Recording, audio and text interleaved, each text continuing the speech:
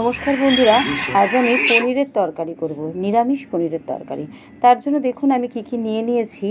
গোটা জিরে, তেজপাতা, গোটা গরম মশলা, একটু জিরে গুঁড়ো, ধনে গুঁড়ো, নুন, চিনি, টমেটো কুচি, ক্যাপসিকাম কুচি, কাঁচা লঙ্কা, আদা কুচি আর কাজু বাদাম একটু আর পোস্ত আমি নিয়ে নিয়েছি।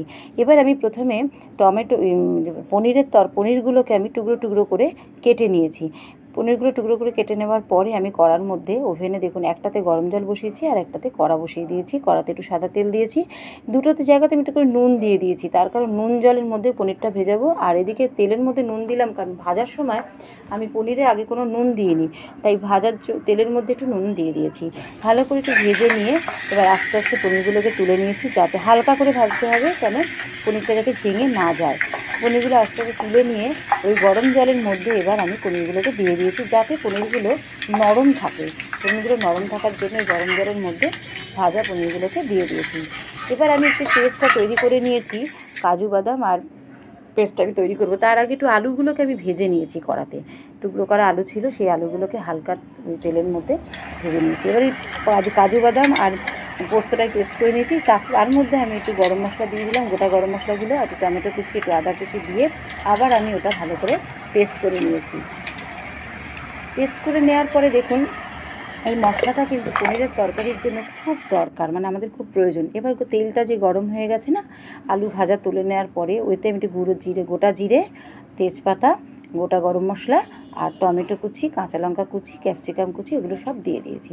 দিয়ে ভালো করে নেড়ে ছেড়ে আমি দেখুন অনেকক্ষণ একটু নেড়েছি। তাতে কী হয়েছে, কালারটা আস্তে আস্তে যেই চেঞ্জ হয়ে গেছে, তখন আমি ওতে একটু কাশ্মীরি লঙ্কা, একটু ধনে গুঁড়ো, একটু জিরে গুঁড়ো আর নুন, একটু চিনি আমি ওর মধ্যে দিয়ে দিয়েছি। দিয়ে আবার ভালো করে আমি মিশিয়ে নিয়েছি।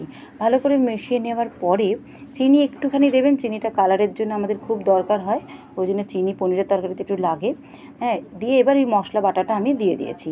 দিয়ে ভালো করে কষতে কষতে যখন দেখবেন কালারটা একটু চেঞ্জ হয়ে আসছে, যখন এই কালারটা এবার চেঞ্জ হয়ে যাচ্ছে, তখন আমি আলুগুলোকে ওর মধ্যে দিয়ে দিয়েছি।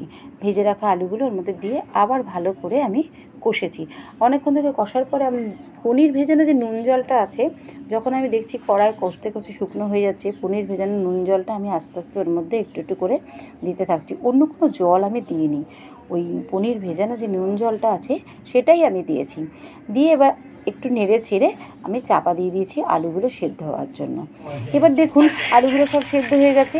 এবার সেদ্ধ করা আলু আর একটু কষতে কষতে শুকনো হলেই ওই পনির ভেজানো নুন জলটাই আমি ওর মধ্যে দেবো। দিয়ে আস্তে আস্তে পনিরগুলোকে আমি এর মধ্যে ছেড়ে দিয়েছি। পনিরগুলো দেওয়ার পরে আবার আমি একটু ভালো করে নেড়ে ছেড়ে নিয়ে, যাতে পনির আর মশলা আলু সমস্ত একসঙ্গে মিশে যায়, সেই জন্য ভালো করে একটু নেড়ে নিয়েছি।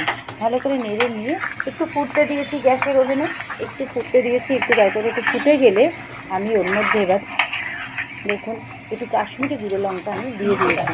কেন কাশ্মীরি গুঁড়ো, একটু কালারটা একটু চেঞ্জ হবে আর কি, দেখতে ভালো লাগবে, একটু কাশ্মীরি গুঁড়ো লঙ্কা দিয়ে দিয়েছি। তারপর একটু ফুটে গেলে আমি ওটা কড়ার থেকে গ্যাসের থেকে নামিয়ে আমি ওটা একটুখানি ঘি আর একটু শাহি গরম মশলা আর কি গুঁড়ো আমি ওর মধ্যে দিয়ে দিয়েছি। হয়ে গেল বন্ধুরা, রেডি হয়ে গেছে আমাদের আজকে পনিরের তরকারি। এটা আপনি রুটি, লুচি বা পরোটা, যে কোনো কিছু দিয়ে আপনি এটা নিরামিষ খেতে পারবেন। টাটা।